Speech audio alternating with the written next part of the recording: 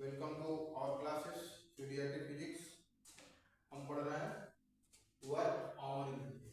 ठीक है, वर्क के हम न्यूमेरिकल्स कर रहे थे। आइए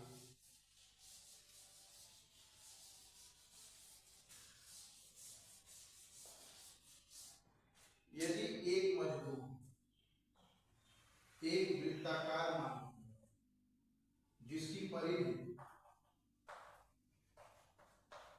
400 मीटर की, ठीक है,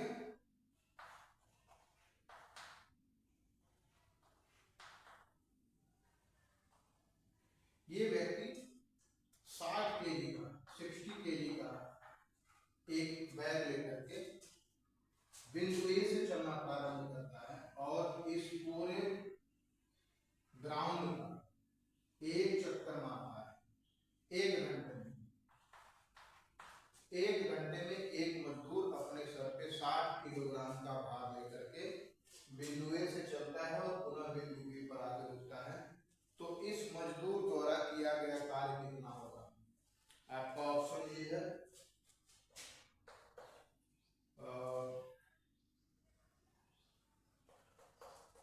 एफएस फोर्स इसका होगा W बराबर mg। mg को हम 10 ले लें तो m कितना है 60, 10 इंटू 60 ये हो गया 600। तो 600 इंटू परिधि है 400 मीटर, 24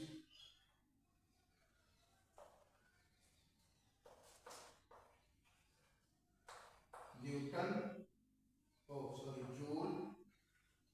बी है आपका 0, सी है आपका 24 और डी है में से कोई नहीं। एक व्यक्ति अपने सर पे 60 किलोग्राम का कट्टा लेकर के एक बोरी लेकर के बिंदु ए से चलता है। 400 मीटर का यह पूरा ट्रैक है, पसीने छूट जाएंगे इसके और फिर यहीं आकर के वो रुक जाता है। तो इस मजदूर द्वारा किया गया कार्य ज्ञात करना है। तो आपको पता है कि कार्य बराबर होता है W बराबर बल गुणे विस्थापन। और विस्थापन क्या कहते हैं? किसी मार्ग की सबसे छोटी लंबाई को विस्थापन कहते हैं, या प्रारंभ बिंदु को अंतिम बिंदु से मिलाकर वो दूरी जो होती है वो विस्थापन होती है। आपको बताया जा चुका है। तो यहाँ पे इसका डिस्प्लेसमेंट कितना हो रहा है बच्चों? 0। जहां से चला वहीं आगे रुक गया। तो बल कितना हो? 0। मैक्सिमम फोर्स आप 0 से मल्टीप्लाई करोगे तो बल कितना मिलेगा? 0। तो इस व्यक्ति द्वारा किया गया नेट वर्क जो होगा वो 0 होगा।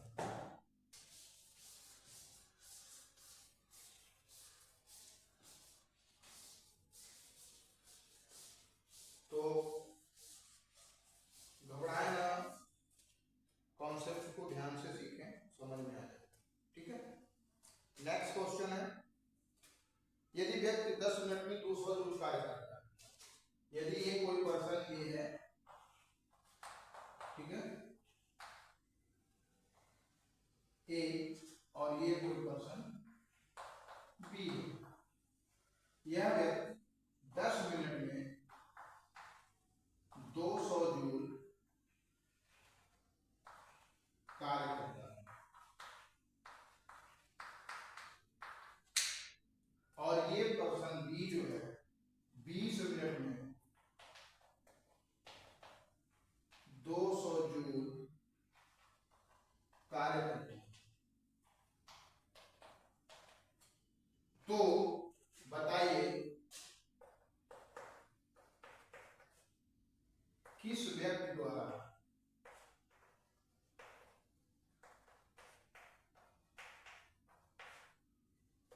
मैक्सिमम कार्य किया जा रहा है?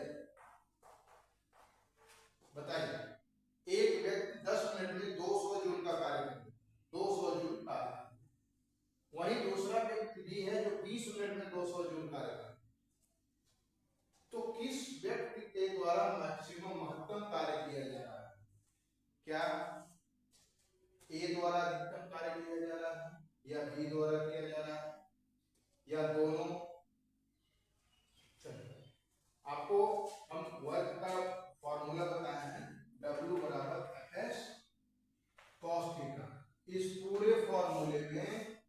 कहीं टी नहीं है। कार्य जो है हमारा समय पर निर्भर नहीं करता है। तो आपका ऑप्शन सही होगा, ए और बी दोनों द्वारा एक समान कार्य किया जा रहा है, क्योंकि दोनों ने 200 जूल कार्य किया है, समय चाहे जितना लगे। तो समय मायने नहीं रखता है, समय मायने रखता है हमारा पावर, यानी इसमें ऊर्जा। ऊर्जा जो है कार्य करने की क्षमता को ऊर्जा कहते हैं, तो वहां टाइम वेरी करता है।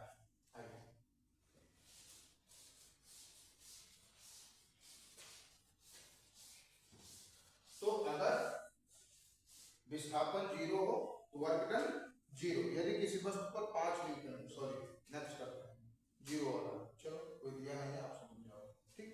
चलिए बात करते हैं एनर्जी की, ऊर्जा।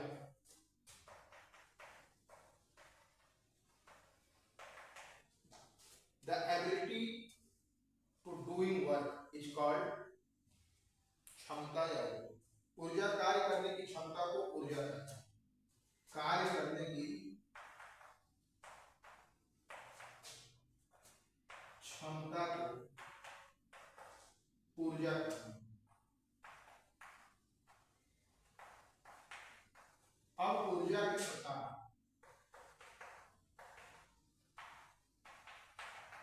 किसी वस्तु में कार्य करने की ज्यादा क्षमता है तो उसकी एनर्जी ज्यादा होगी, है ना। अगर हम एक छोटी गोली से और v वेग से हम इस दीवार की तरफ थ्रो करें तो कम कार्य करेगा, है ना। अगर यहाँ हम इसका द्रव्यमान बढ़ाते हैं, 15 kg का लोहे का बॉल ले लें और दीवार पे मारें, वेलोसिटी को बढ़ा के ज्यादा कार्य करेंगे। तो कार्य करने की जो क्षमता होती है किस पे डिपेंड करती है, वेग और द्रव्यमान, और वही उसको हम बोलते हैं ऊर्जा। तो ऊर्जा के प्रकार, द्रव्यमान ऊर्जा,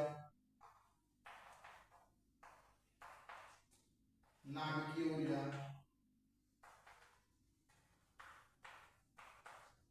वैद्युत ऊर्जा,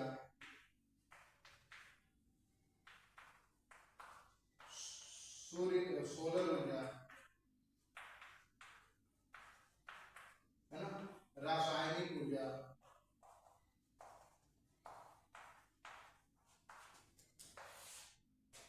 बहुत सारे होते हैं, यांत्रिक ऊर्जा,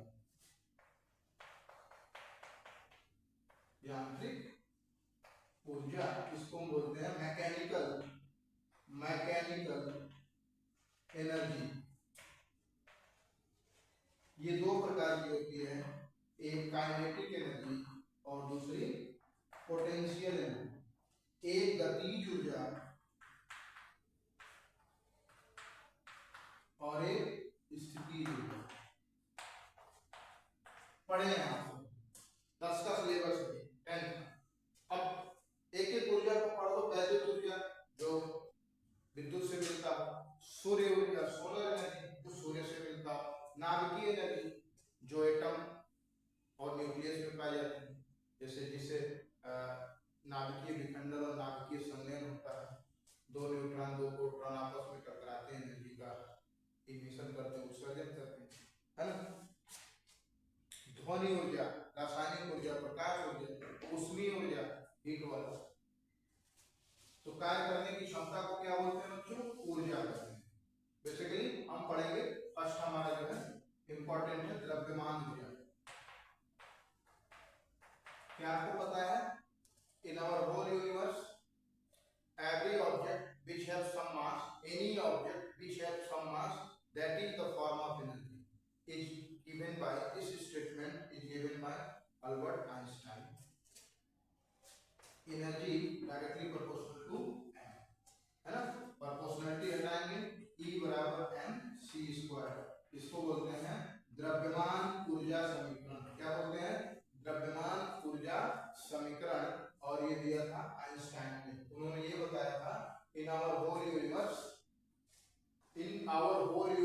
पूरे ब्रह्मांड में यदि ऐसा कोई वस्तु है जिसके पास कुछ द्रव्यमान है, बहुत छोटा से छोटा पार्टिकल जिसके पास कुछ द्रव्यमान है, वो ऊर्जा का एक रूप है। और ये बिल्कुल सही है, अगर ये चौक है इसमें कुछ द्रव्यमान है तो ये ऊर्जा का एक रूप है ना।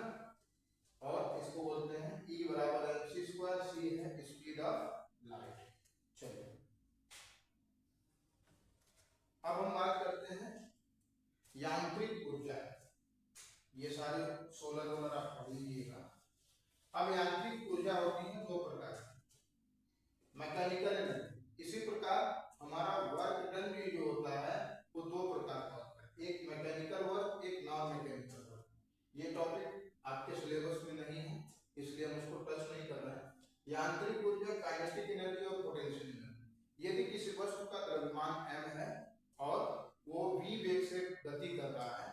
गति के कारण उसमें एनर्जी होगी जिसको बोलते हैं काइनेटिक एनर्जी। अगर किसी वस्तु का द्रव्यमान m है और वो किसी स्थिति में रुका हुआ है विशेष स्थिति में, तो उसकी एनर्जी जो होती है potential energy. But according to energy conservation rule, kinetic energy is converted into potential energy and potential energy is converted into kinetic energy, but total energy of system remain conserved। total energy जो होगा किसी object का total energy जो होता है वो sum of kinetic energy plus potential energy. किसी object का जो टोटल एनर्जी होगा वो काइनेटिक और पोटेंशियल एनर्जी के योग के बराबर होगा। ठीक है, अगर वस्तु गतीय अवस्था में है तो संपूर्ण एनर्जी काइनेटिक में बदल जाएगी, अगर वस्तु रुक गई तो काइनेटिक एनर्जी पोटेंशियल में बदल जाएगी। ठीक है, तो गतिज ऊर्जा की बात कर लें।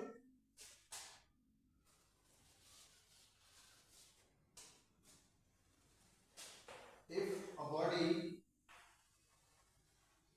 Of mass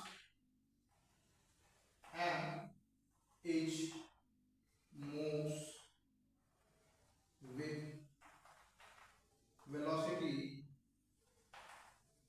v, then kinetic energy is equal to होता है 1/2 m into v square। तो गतिज ऊर्जा उसकी कितनी हो जाएगी, हाफ m v स्क्वायर। ठीक है,